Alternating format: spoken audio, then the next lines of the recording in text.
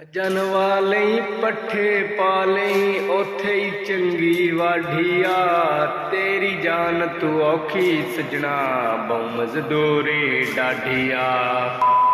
अस्सलाम वालेकुम, क्या हाल है जी? ठीक हो? तबीयत से ठीक है? तुसा लेते पे यूट्यूब चैनल उस्ताद बिल्ला जी ते उम्मीद है कि सारे खैर खैरियत नाल हो सो। ते वीडियो स्टार्ट करने तो पहले सारे चैनल को सबसक्राइब कर गिनो ते वल करेंदे हाँ अज दी मज़ेदार वीडियो स्टार्ट जी। इत्था बनता पे स्पेयर पार्ट की दुकान बहुत वड्डी बनती पई है, देख सकते हो तुसा। इहदे तलाजे शलाजे ते इहदे परे ओ AC पी है, वो देख सकते हो तुसा, ओ AC पी है ते अलमारियां शलमारियां लगियां पईयां, काफ़ी खूबसूरत निज़ाम है।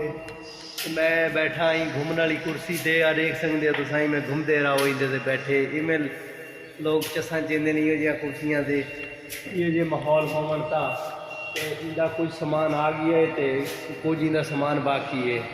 ये देख सकते हो जी, ये सऊदी है जरा ये दुकान बनेदा पे ये जी। इंदिया कुर्सियाँ तो इतना बोर्ड शोर्ड लवाए नहीं, बड़ा खूबसूरत प्रोटोकॉल ते निज़ाम करवाए ही। तो इनके को समान तो बिल्कुल थोड़ा है अजन, लेकिन वाकई इनका निज़ाम अच्छा चल वैसे, क्योंकि वाकू पता है कि स्पेयर पार्ट का किमें निज़ाम है, क्या है क्या नहीं। ये सफाई करेंदा पे बेचारा सुबह सुबह।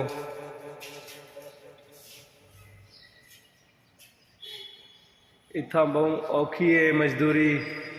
इहो जिहा काम VIP है स्पेयर पार्ट वाला, इहो जिहा काम होवे तो वो काम टैड है। तो साको सपोर्ट करो इंशाअल्लाह। तो सुबह सुबह सऊदी अरब के अंदर उठदे ही मजदूरी को लगना पौंदा है। तो शाम को वाला रोटी आप पकाओ, शाम को रोटी आप पकाओ, तो दूजा कपड़े ही आप धोवो, सारा काम आप करना पौंदा है। तो ये देख गिनो जी, गर्मी दे विच बेचारा लगा पे मजदूरी को, देख गिनो बहु मजदूरी औखी है। कहंदा मजन वाले पट्ठे पाले ओथे ही चंगी वाढिया तेरी जान तू औखी सजना बहु मजदूरी डाढिया। ये मजदूरी कर रहा है बेचारा, बहुत सख्त है, गर्मी है जिसमें मजदूरी। वाह भाई वाह, आज तक टायर ही ना लगे हुए इन्हें को टायर ही दिखा अपने, आज क्यों जे टायर पवाए हैं? पैंथर के टायर में। अच्छा ये जी ये रेडिएटर को इन्हें गसल करेंगे पैन, वाश करेंगे पैन, वाश करके हूँ इधे जो था उनका फिल्टर वो साफ करना पौंदा। अगर कचरा होवे तो AC ठंड को ना करेंदा, AC ठंड छोड़ देंदा है। हुण वीडियो के नाल जुड़े रहो तो देखते हैं क्या है।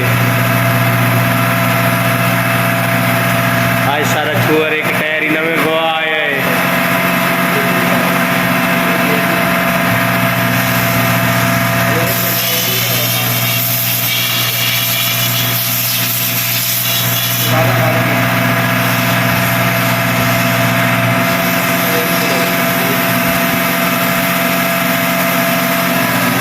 ये गड्डी है जी, EFI गड्डी है।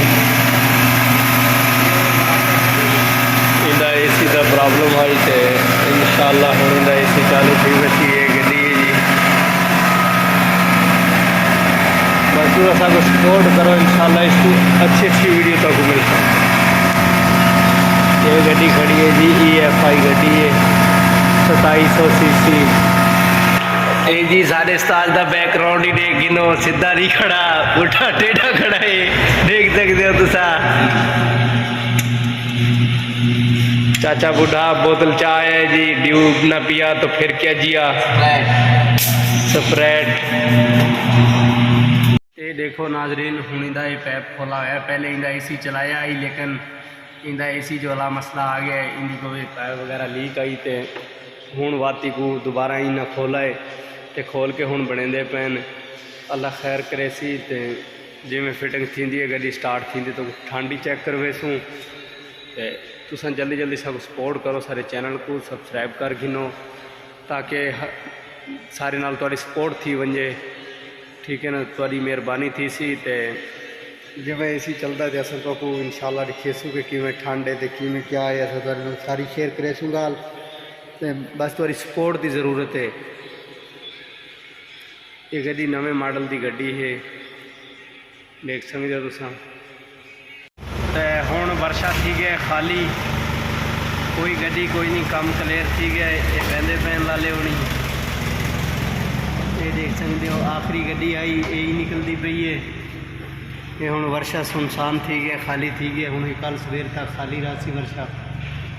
तो साडा वो आशिक हुसैन सामने बैठा है, देख गिनो, ये बहुत ज़्यादा फ़ोन करेंदा है।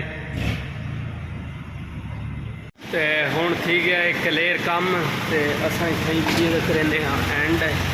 इंशाल्लाह नई वीडियो मिलसूँ, तब तक के लिए अल्लाह हाफिज़।